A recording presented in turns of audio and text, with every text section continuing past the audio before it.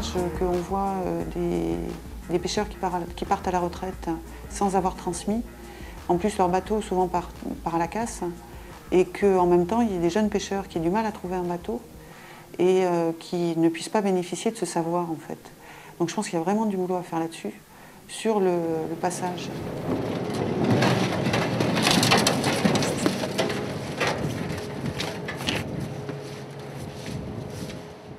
Tous les diplômes, on va dire, de culture marine n'ont pas pour moi une grosse importance sur la profession elle-même.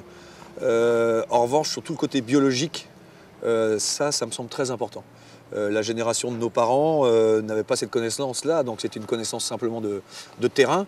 Je pense que d'avoir une bonne connaissance de la biologie, oui, ça me paraît indispensable aujourd'hui pour être ostréiculteur.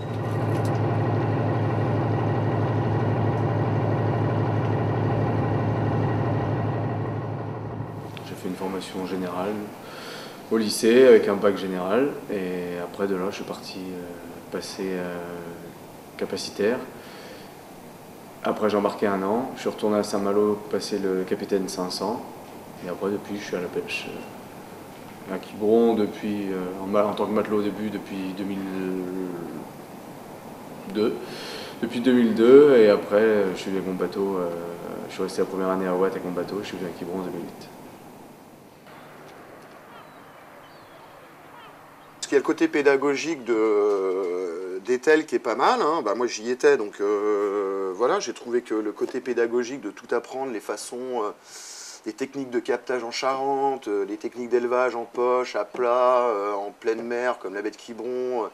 Après, c'est pas mal aussi d'arriver chez un ostréiculteur justement qui prend un peu un jeune sous son aile et puis qui lui apprend les techniques et pourquoi pas qui peut le faire évoluer dans le bon sens. Quand je me suis installé, tous les anciens ici m'ont aidé, ils m'ont aiguillé, ils m'ont guidé, faut pas les pousser comme ça le long du quai et va en mer parce qu'il faut aller, quoi, faut demander conseil.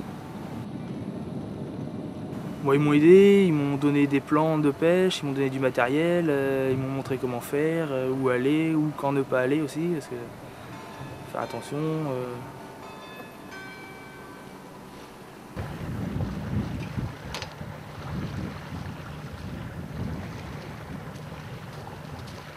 Le métier est parti vers une voie, comment dire, industrielle, à mon sens, un peu trop industrielle, là où on était dans un métier qui était plutôt artisanal, en vivant au rythme de la nature.